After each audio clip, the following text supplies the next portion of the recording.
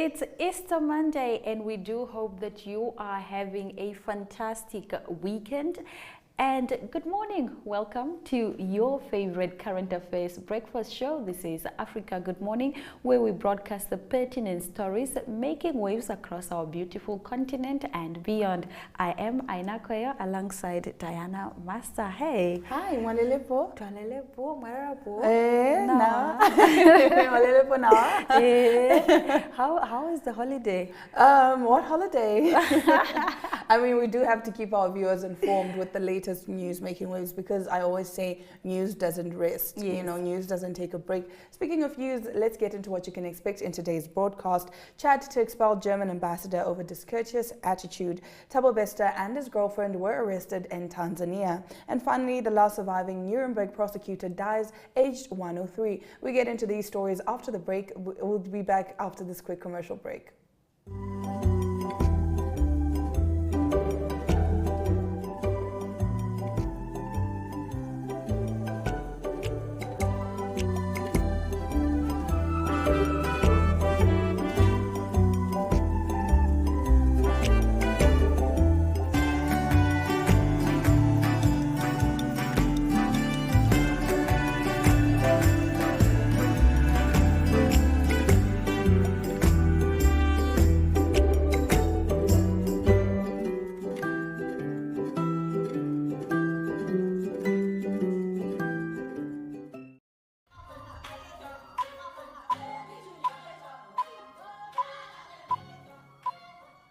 Let's get into the news making headlines.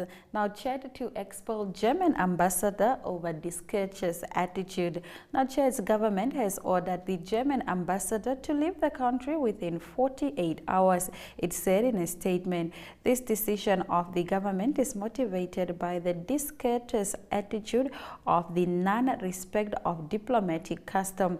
The country's communication ministry said on Twitter late on Friday. Government spokesperson Aziz Mohammed Salel urged the ambassador to leave the Chadian territory within 48 hours. Two Chadian government sources told Reuters news agency that Ambassador Gordon Krieg had criticized the delays in holding election after the coup and a ruling last year that will allow interim military leader Mohamed Idris Deby to run the elections in 2024. Germany's foreign ministry did not comment on Krieg's expulsion, but a source familiar with the ministry's thinking told Reuters that the move was absolutely incomprehensible. Getting into our next story, Thabo Bester and his girlfriend were arrested in Tanzania. Convicted rapist and murderer Thabo Bester and his girlfriend Dr. Nandipa Magudumana were arrested in Tanzania with several passports with multiple identities in their possession. This was confirmed by Police Minister Bheki Cele during a press briefing in Pretoria on Saturday, where he shed more light on the couple's dramatic arrest. Bester, dubbed the Facebook rapist, was arrested on Friday night in the East African country alongside Magudumana and Mozambican national Zakaria Alberto, who was quote-unquote assisting them. Cele said the suspects were captured in the Tanzanian city of Arusha with multiple passports in their possession. None of the passports were stamped, he said. According to a highly placed source, the Citizen can reveal that Bester was found with documents that identified him as Tommy William Kelly, an American citizen, while Magudumana assumed the name Martha Patience Medica Nitini. The source also shared the countries that Bester and Magudumana traveled through before being arrested. They traveled from Johannesburg to Bulawayo, to Zambia, and then to Dar es Salaam in Tanzania and Arusha. Cele said the three were arrested in Arusha near the Kenyan border as they attempted to leave the country. Now, in our next story, the last surviving Nambarek prosecutor dies at age 103. Now, the last surviving prosecutor from post-World War II Numeric trials has died at 103. Now, Ben Frenzek was just 27 when he secured the conviction of Nazi officers for war crimes against humanity. He later advocated He later advocated, for the establishment of an international court to prosecute war crimes, a goal realized in 2002. Now, Ben died peacefully in his sleep on Friday evening at an assisted living facility in Boynton Beach, Florida. Confirming his death, the U.S. Museum said the world had lost a great leader in quest for justice for victims of genocide. Ben was born in Transylvania Port in Romania in 1920, but his family emigrated to the U.S. when he was younger to escape anti-Semitism, later settling in New York. After graduating from Harvard Law School in 1943, he was enlisted in the U.S. Army and took part in the Allied landings of Normandy and the Battle of the Bulge. Now, at least 20 migrants missing after a boat sinks off Tunisia. At least 23 African migrants were missing and 4 died on Saturday after their 2 boats sank off Tunisia as they tried to cross the Mediterranean to Italy, a judicial official said, amidst a sharp rise in migrant boats from the North African country. The Coast Guard rescued 53 others off the southern city of Sfax, 2 of whom are in critical condition, Sfax Court Judge Vaozi Masmoudi said. He added that 4 bodies were recovered. In recent weeks, dozens have gone missing and died in repeated drowning accidents off the Tunisian coast. Tunisia has taken over from Libya as a main departure point for people fleeing poverty and conflict in Africa and the Middle East in the hope of a better life in Europe. Crackdowns on human trafficking in Libya have made Tunisia a more accessible option. The National Guard said on Friday that more than 14,000 migrants, mostly from sub-Saharan Africa, were intercepted or rescued in the first 3 months of the year while trying to cross into Europe, 5 times more than figures recorded in the same period last year. Italian Prime Minister Giorgia Meloni said on Friday that Europe risks seeing a huge wave of migrants arriving on its shores from North Africa if financial stability in Tunisia is not safeguarded. In our next story, Israel responds to rockets from Syria strikes at military targets. Israeli forces have struck multiple military targets in Syria in retaliation to 6 rockets being launched into the territory it controls overnight. In a rare attack from its northeastern neighbor, Syria fired the rockets at Israel's Golan Heights in 2 batches, but only 3 of the missiles fell on Israel territory, and no one is believed to have been injured. According to Mail Online, the attack from Syria comes after Israeli forces stormed one of Jerusalem's most holy mosques during Ramadan, with videos purportedly showing Israel police officers beating Palestinians at the mosque. Now, following the second round of overnight rockets, Israeli forces confirmed they had responded with artillery fire into the Syrian territory where the rockets had been launched from.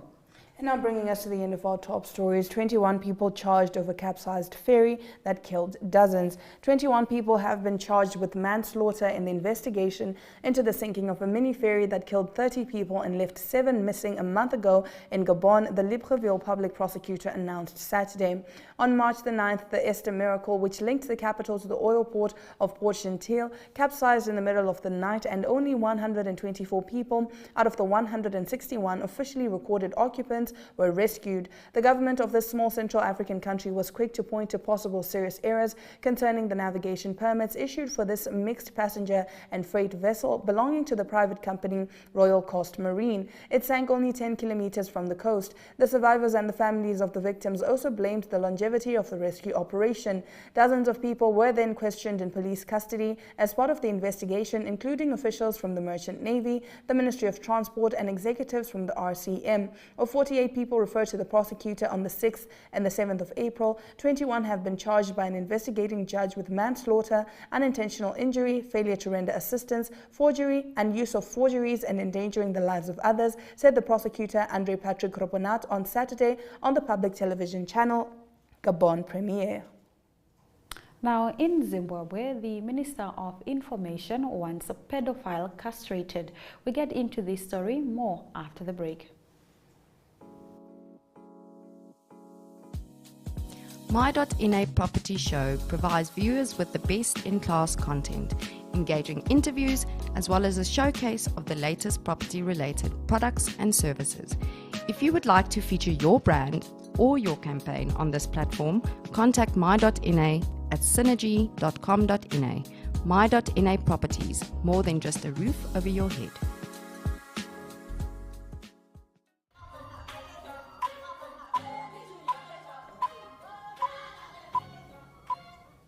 Now, France, the United Kingdom, Poland and Russia are some of the countries that have accepted chemical castration, and now Zimbabwe wants to put that law into effect to deter criminals and pedophiles from raping minors. Here to give us more on the story, Talent Gore. Good morning, Talent. Please, let's get into the details.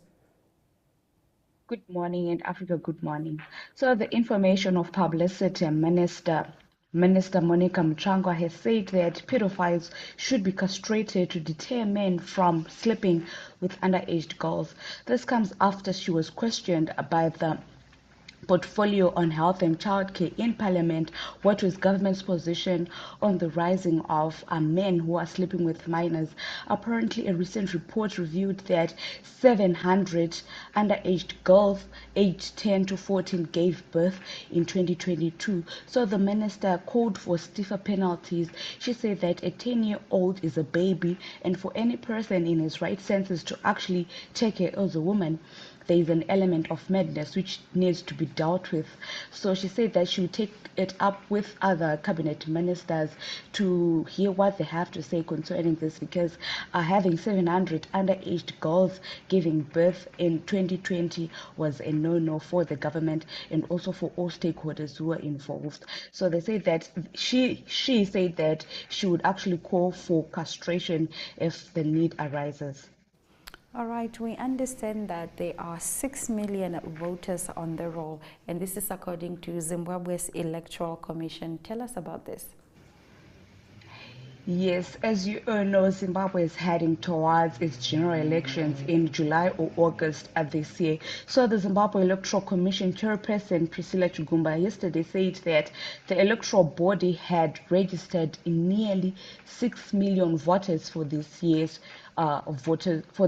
polls. She said that President Emmerson Mnangagwa is yet to proclaim the election dates, which are expected to fall in July or August. And right now, the commission is still undertaking the biometric voter registration exercise, which will end 2 days after proclamation of the election date. But so far, 6 million voters 6 million people have been registered on the voters roll, and the voter registration exercise is still ongoing up until the president has proclaimed the election dates. All right, now Talent, we understand that there have been 9 that died and 31 injured in a road accident. What went wrong? Yes, apparently 9 people died whilst 31 others were injured when a commuter omnibus they were traveling in collided with a minibus along the Harare-Masvingo highway. The accident occurred when 2 commuter omnibuses collided, and in a statement, police spokesperson Assistant Commissioner Ponyati said that the accident occurred at 6 a.m. and 9 people died whilst 31 others were seriously injured and they were in hospital. The police are still giving us updates as to what has since happened to the 31 who were injured. The 9 were taken by some of the people who died were taken by their relatives, and whilst some of them they're still in mortuary, and the police have called on citizens on the nation to ensure that the messages get to the relatives of the people who died so that they can collect the bodies of their relatives. All right, thank you so much, Talent, for giving us an update on all the latest news on the ground in Zimbabwe. You're welcome, and thank you very much for having me. Now let's take a look at the weather predictions before we return with our economic news.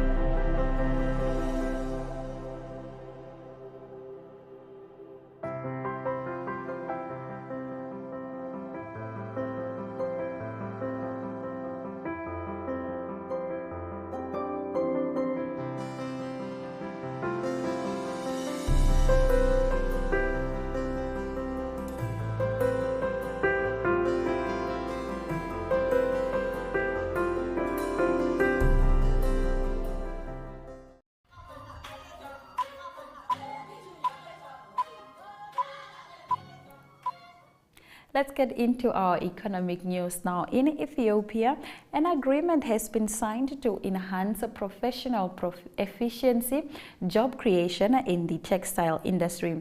The Ministry of Labor and Skills has signed an agreement with the Chinese company Orient International Holdings to enhance the efficiency of professionals in the textile sector and create more job opportunities in Ethiopia.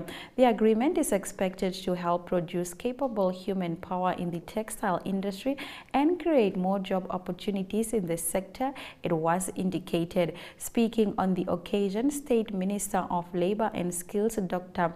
Teshale Berancha said that Ethiopia will work in collaboration with the Chinese government to empower citizens in the field of education and training. According to him, as the agreement will help to enhance the development activity that the country has embarked upon in the textile sector due to attention and will be given to its implementation. Now, the textile industry has enormous potential for the economy in Ethiopia and elsewhere in the world.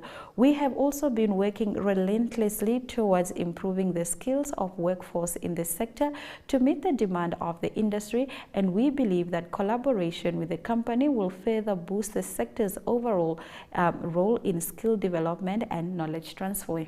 And now moving over to Tanzania, CAG report reveals Social Security Fund loss-making buildings. Tanzania's pension fund, the Public Service Social Security Fund, and the National Social Security Fund have invested trillions of shillings in loss-making high-rise buildings due to a lack of tenants, the latest audit report has noted. The 2021-2022 audit report by the Controller and Auditor General shows that the buildings have higher operational costs than the profit they make through services offered. According to the report, the economic occupancy rate for well-managed buildings is at least 90%. The Waterfront Tower has an occupancy rate of just 15%, while the Julius Nyerere Pension Tower has a 75% occupancy rate, according to the CAG's 2021-2022 report.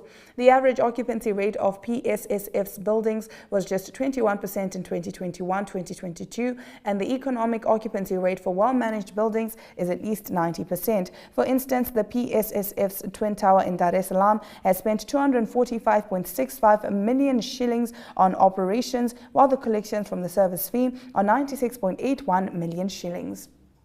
That's it for our economic news. Let's take a look at the economic indicators and thereafter cross over to South Africa, where Ari will give us the latest sports updates.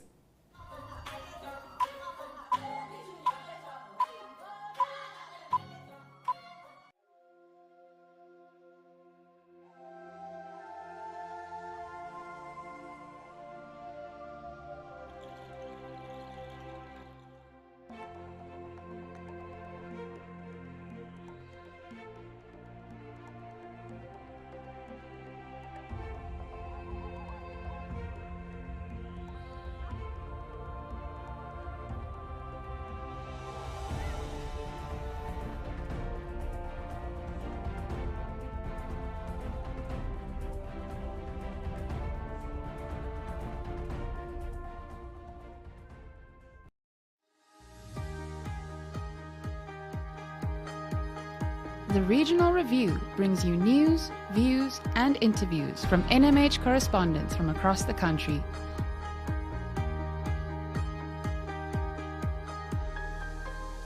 If you would like to feature your brand or campaign on this platform, contact regional@synergy.com.na.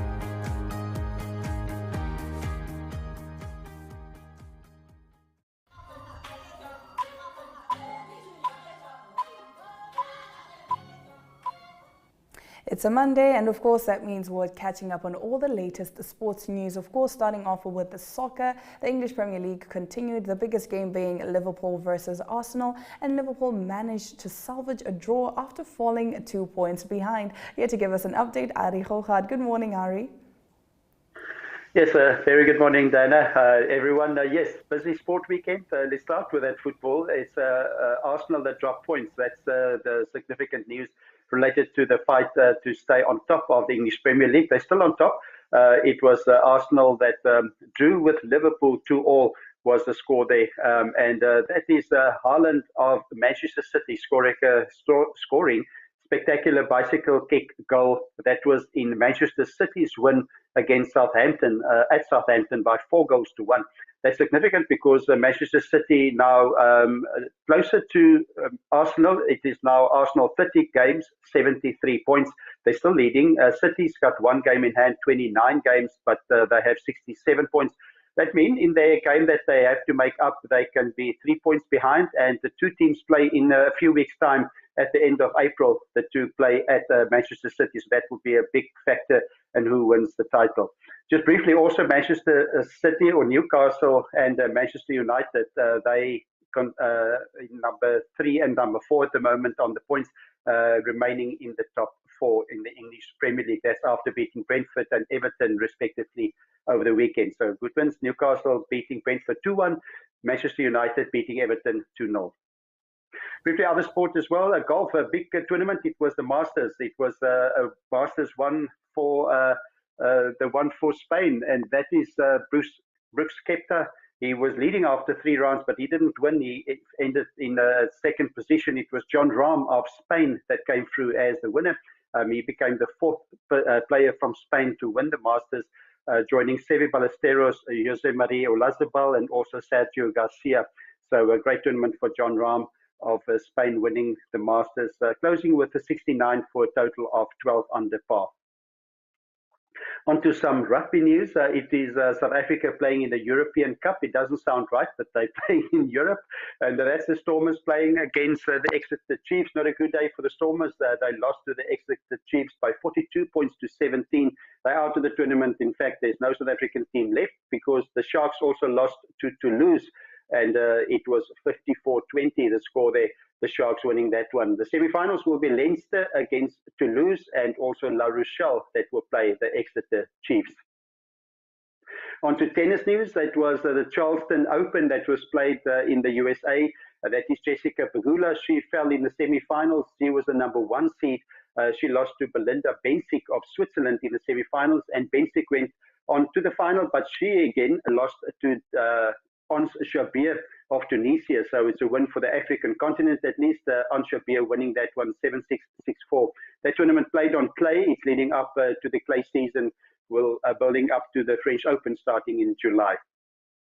And closing off with some cricket news, it's the Indian Premier League that continues. Lots of games to be played. There's 70 games in total, in fact, that needs to be played. The final on the 21st of May. But the latest game, it is the defending champions, the Gujarat Titans. They lost for the first time this season. It was their 3rd game. They won their first 2.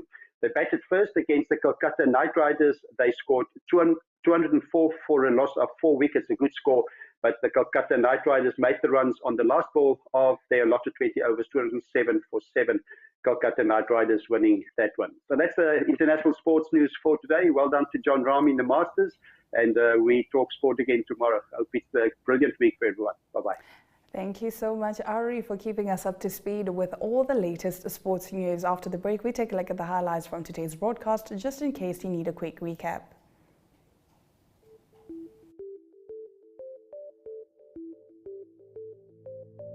NMH at 1 brings you news from all across Namibia. If you would like to feature your brand or campaign on this platform, contact nmh1@synergy.com.na. NMH at 1, your lunchtime news companion.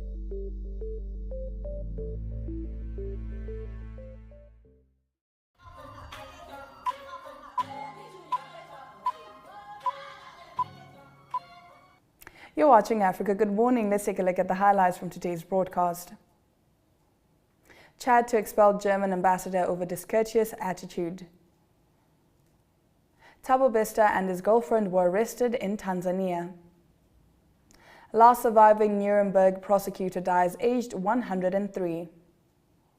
At least 20 migrants missing after a boat sinks off Tunisia. Those have been our stories. Thank you very much for watching Africa Good Morning.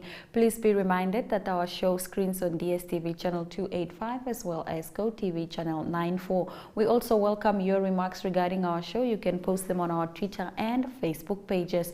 On that note, we are wishing you a very happy Easter Monday.